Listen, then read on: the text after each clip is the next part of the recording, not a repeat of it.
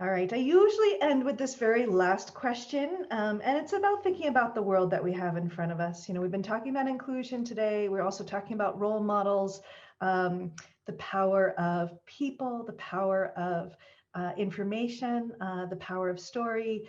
I'm going to ask this really, really big question, and just I would love to hear what words you have. And I know I'm not the only one, because there are a lot of people who need to hear things at different times, particularly right now, what's going on.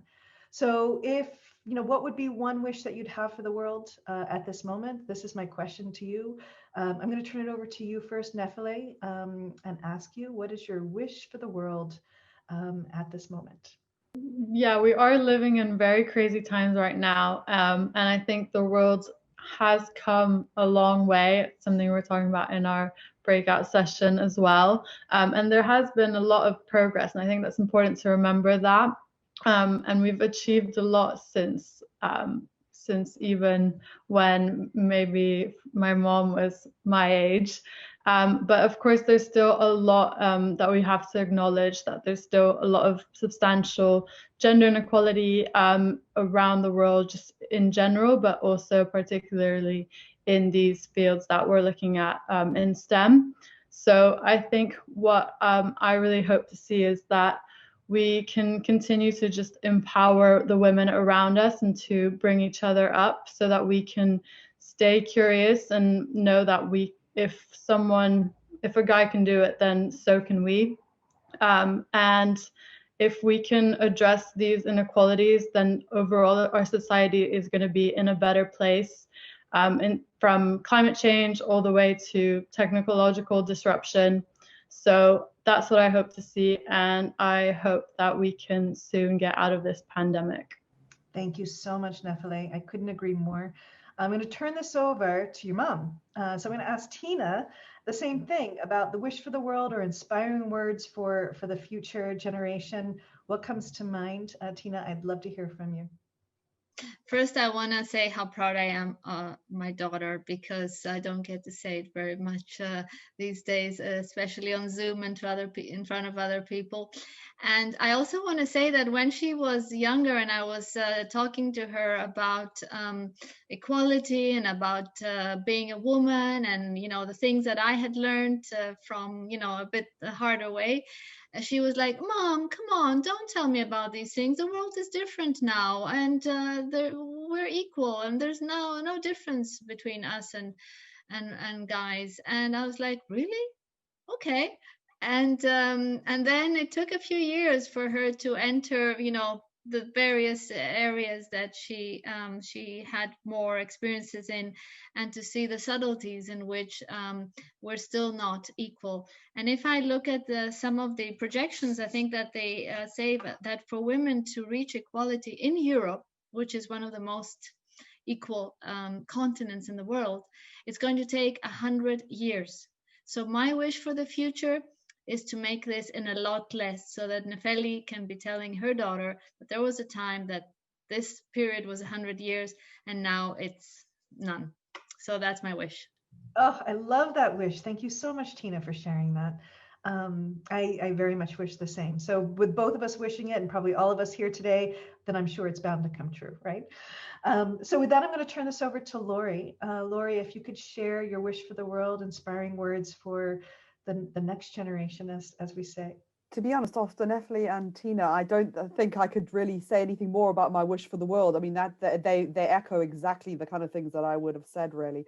But what I probably would say is more the wish for the generation, and I'm thinking more from a people who are listening on this call, is think of what you could do in the future with science education, STEM educations, science, technology, engineering, and maths are amazing grounding for any career. And I think what you'll see from here is that you never know which way it's going to take you, but having that backing, having that great logical thought, having that good training will stand you in amazing instead. And it makes such a difference in terms of the choices you make early on.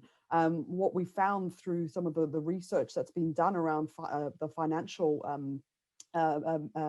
benefits or equality is that the choices that you make in your school subjects and then go into post school and university make a huge difference in terms of how you then enter the market or the workplace, and can really determine your financial future throughout your life, which sounds really big, but all I can say is that's a really easy decision now, and that, you know, by making a decision to go through the STEM sides of things, you open up a huge world of opportunities. And the other thing I just say is be curious and ask lots of questions, because one of the things I think can reflect back is that I was much more likely to ask questions early on in my career, and people are happy to answer them. So don't stop doing that, because actually that's how you really do learn. Well, thank you so much, Laurie, and also such a great sentiment that staying curious and asking questions, that doesn't stop. That continues on, because we're always evolving and learning and trying new things as well. So thank you for that. And now to Vered. So thinking about especially inspiring the next generation, and also that wish that you would have, what comes to mind? So my wish is, I mean, this pandemic has blessed us with an opportunity to really test remote working and flexible working. And I know it's very topical. And I just think we're actually really blessed that we've been thrown into this. Everyone's working from home. It is possible. It's possible to collaborate. It's possible to do your job and be productive even at home. And I think that I just wish that, and I hope that when things go back to normal as they were, that we still remember the lessons we learned from the pandemic around how we work.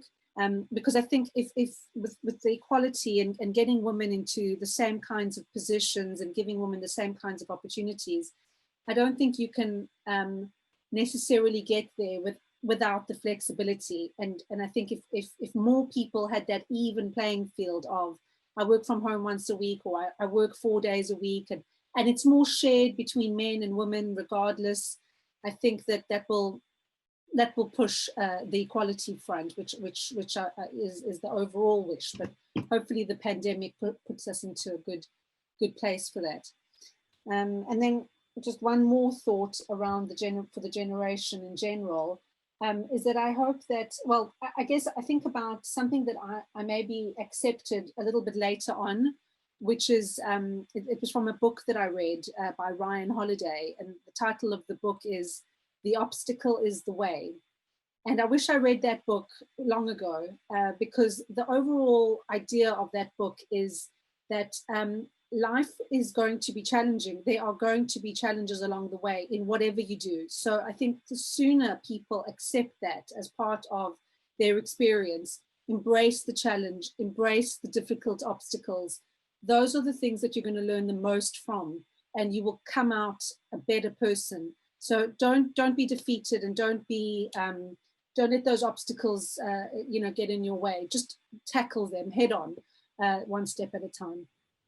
I love that as well, because the reality is that we are presented with obstacles every single moment, and we might feel that they lessen over time, especially when you have them early on, but they don't. They actually usually get worse, or they get more, and we need to actually create more of that opportunity inside us to keep on going through. And also, as you talked about before too, Vered, is look to the people around us to help us through as well. Yeah. Thank you, all four of you, for these last words of inspiration and hope to others, for taking a look at what's going on now for the positive of the future, but then also for your time here to share your stories. This is so important, and such an important aspect, especially to our program, Science You Had Me at Hello.